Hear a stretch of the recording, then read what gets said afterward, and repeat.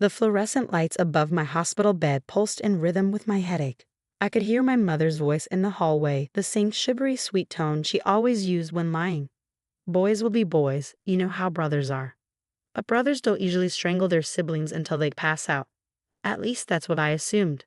I'm Daniel Foster, 23, and this was the fourth time I'd woken up in the emergency room this year, courtesy of my older brother Alex, the golden child, the star athlete, the one who could do no wrong, even when his hands were literally around my throat. Danny, honey, Mom's voice cut through my thoughts as she entered the room. The doctor wants to do some tests, but we can refuse. Right, sweetie? You're fine, just a little raw housing gone too far. Alex lounged against the doorframe, all 6'2" of him, radiating casual indifference. At 27, he still lived at home, still played the role of the misunderstood son, and still used me as his personal punching bag whenever his life didn't go as planned. Today's trigger?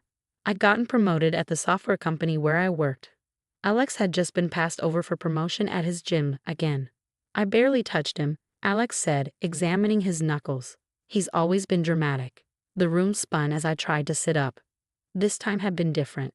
This time, there'd been real intent in his eyes as his hands tightened around my neck. This time, I'd seen death in his smile. Mrs. Foster. A new voice entered the room. I'm Dr. Shaw, head of neurology. We need to run an MRI immediately.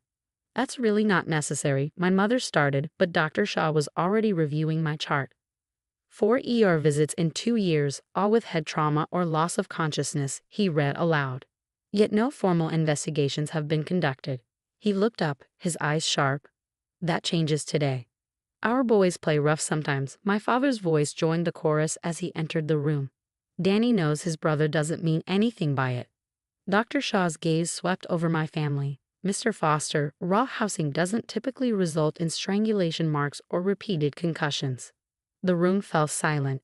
It was the first time anyone had used that word, strangulation. It hung in the air, heavy and undeniable. I want to speak with Daniel alone, Dr. Shaw announced. Hospital policy for suspected domestic violence cases. Domestic violence? My mother's voice rose. That's ridiculous. They're brothers. Exactly, Dr. Shaw replied. Which makes this domestic violence.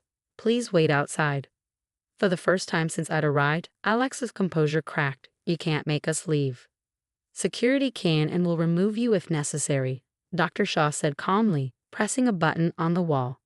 Daniel is a legal adult, and I'm his attending physician. As my family was ushered out, my mother's last words lingered. Remember who you are, Danny. Remember who we are. That was the problem. I remembered everything. Once the door closed, Dr. Shaw pulled up a chair. Daniel, I've reviewed your previous ER records. The pattern is clear, but all the incidents were logged as accidents or unexplained injuries. No one followed up. That stops now. My throat ached as I tried to speak. My parents, they'll never. Your parents don't have to admit anything, he interrupted gently. The evidence will speak for itself.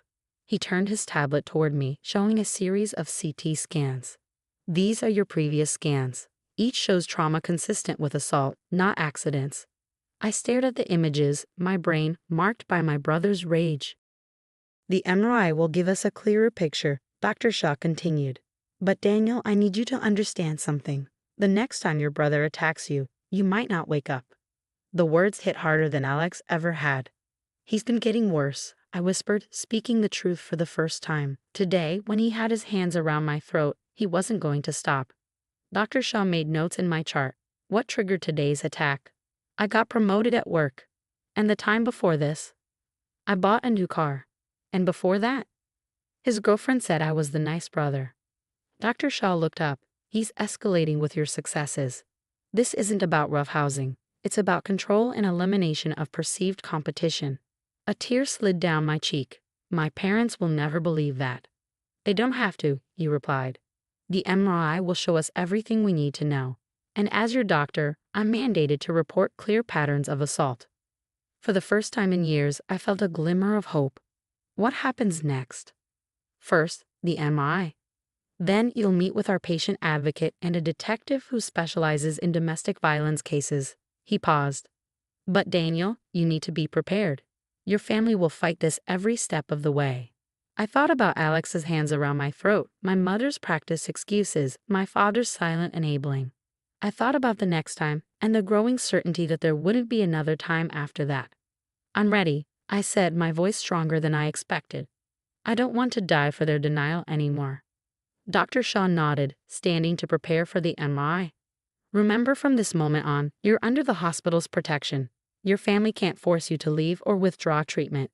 As they wheeled me toward the MRI room, I caught a glimpse of my family in the waiting area. Alex's face was dark with rage, my mother was crying, and my father stared straight ahead, already crafting their next story. But this time the MRI would tell the real story, and not even my family could silence that. The MRI results were devastating, not because they were bad, but because they were irrefutable. Dr. Shaw displayed the scans on a large monitor in his office, pointing out areas of repeated trauma. "These darker regions show scarring from multiple injuries," he explained to Detective Rivera, who had arrived shortly after my scan. "We can date them based on the healing patterns. The oldest visible damage is from approximately 2 years ago. That was when Alex lost his spot on the semi-pro football team," I said quietly. "He said I was his good luck charm, and I jinxed him by missing the game. I was actually at a job interview."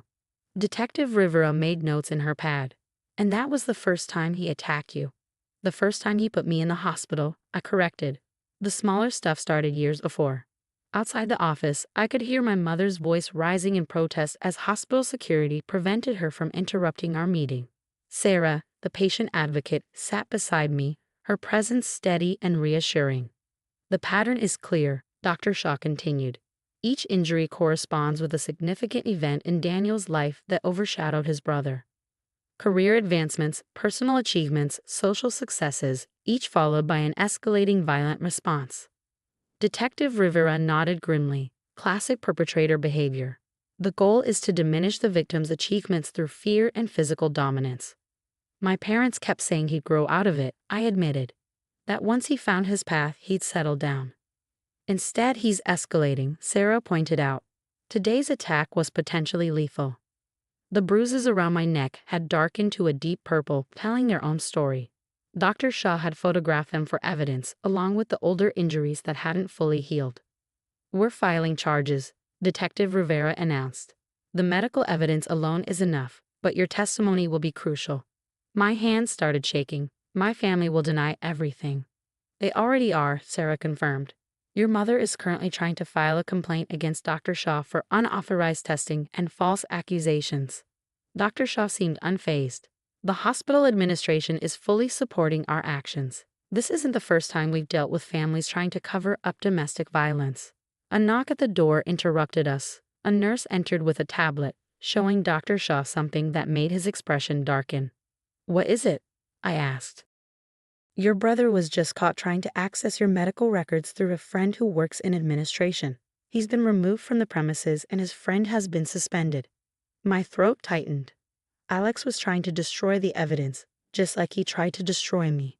"This actually helps our case," Detective Rivera said. "It shows consciousness of guilt and attempted tampering with medical records." The next few hours passed in a blur of statements and photographs.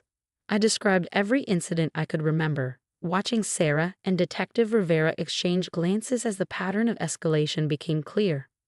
"Where will you go after discharge?" Sarah asked. "You can't return home." "I have an apartment," I replied. "I never told my family where it is. I've been pretending to still live at home while saving money to move across the country." Detective Rivera looked up sharply. "Smart. When were you planning to leave?" "Next month. I got a job offer in Seattle. I hadn't told anyone about that yet. It was supposed to be my escape plan." "We need to move up that timeline," Dr. Shaw said.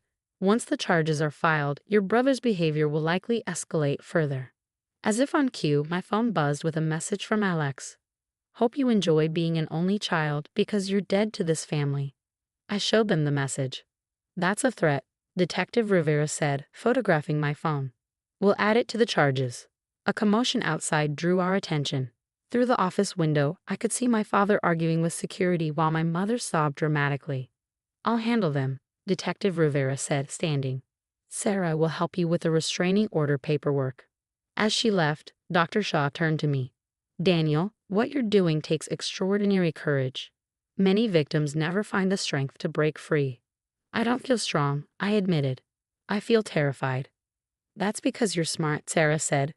Fear keeps us alive, but it shouldn't keep us captive. My phone buzzed again. A message from my mother. How could you do this to your brother? To your family? We gave you everything. Everything except safety. Everything except peace. Everything except the right to live without fear. I blocked their numbers, ready to start the restraining order paperwork. Sarah asked gently. I looked at the MRI scans still displayed on the monitor, the scientific proof of years of abuse, the evidence my family couldn't explain away or deny. Yes, I said. I'm ready to live. Outside, I could hear Detective Rivera reading my brother his rights. My mother's wails echoed through the hallway. My father's angry voice demanded a lawyer. But for the first time, their voices didn't make me shrink. The MRI had told my truth, and now I was free to write my own ending. 3 months later, I stood in my Seattle apartment, unpacking the last of my boxes. The rain tapped against the windows, a soothing rhythm so different from the tense silence of my family home. My phone buzzed, a text from Dr. Shaw checking in, as he did every few weeks. Court date next week, you ready? The preliminary hearing had gone exactly as expected. Alex had pleaded not guilty, while my parents painted a picture of brotherly rawhousing gone wrong. But the MRI scans told a different story, one that not even the expensive lawyer they hired could explain away. Ready as I'll ever be, I texted back. My new life in Seattle had become my sanctuary.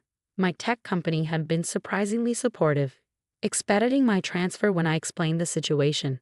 My team leader, Marcus, had even helped me find an apartment in a secure building with surveillance cameras. Your safety is non-negotiable, he'd said. We protect our own here. The concept of protection without conditions was still foreign to me. Back home, protection meant silence. Here, it meant security systems, witnesses, and people who believed me. A knock at my door made me freeze until I heard Sarah's voice. She'd flown in to help prepare for the trial, another kind of protection I was learning to accept. Brought dinner, she called through the door, waiting for me to check the peephole before opening it, a habit she'd helped me develop. Over Thai food, we reviewed my testimony. Remember, she said, you're not just telling your story for yourself. You're telling it for everyone else trapped in family violence. My phone buzzed again. This time, a message from my mother through her lawyer. It's not too late to drop the charges. We can still be a family. Sarah saw my expression. They're getting desperate. They should be, I replied, showing her the security footage Detective Rivera had sent earlier. It showed Alex trying to break into my old apartment back home, not knowing I'd already moved. The prosecutors adding attempted breaking and entering to the charges. How does it feel? Sarah asked, seeing him face consequences for the first time. I considered the question. Terrifying. Liberating. Sad. I pushed my food around. Sometimes I miss them, the family I thought we were. Then I remembered that family was never real. That's normal, she assured me. You're mourning the family you deserved, not the one you had. The next week passed in a blur of preparation.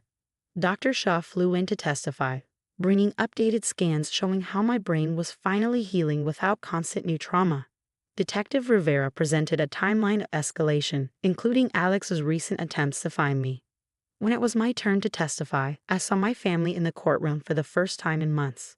My mother's face was tight with barely contained fury. My father wouldn't meet my eyes.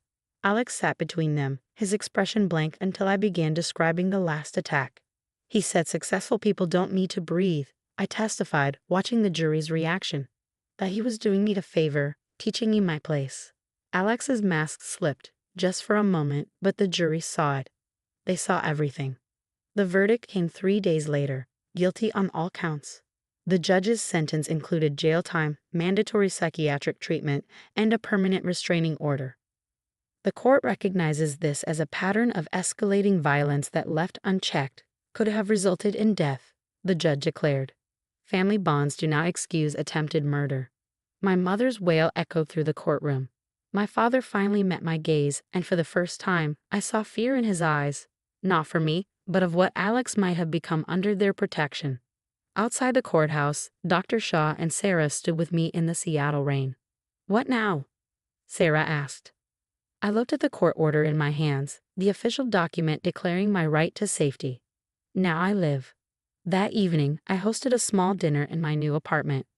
My Seattle team leader Marcus came, along with Dr. Shaw, Sarah, and Detective Rivera. They become my chosen family, one built on protection rather than possession. To freedom, Dr. Shaw toasted. To truth, Detective Rivera added. To the MRI, I said, managing a smile. The only witness they couldn't silence. Later, alone in my apartment, I opened my laptop and began typing. Dear future self, today I chose life over family loyalty. Today I chose truth over comfortable lies. Today I chose to break the cycle. My phone buzzed with a message from an unknown number. My father? I'm sorry we failed you. Both of you. It wasn't forgiveness, but it was something close to acknowledgement. I saved the message but didn't respond. Some bridges need to stay burned to light the way forward. Outside, the Seattle rain continued its gentle rhythm, washing away the old and nourishing the new. In my hands, the court order represented more than legal protection. It was permission to live, to thrive, to become someone my past self couldn't imagine surviving to be. The MRI had shown my scars, but it had also shown my strength. Every healed injury was proof of survival. Now finally, I could focus on more than just surviving. I could focus on living.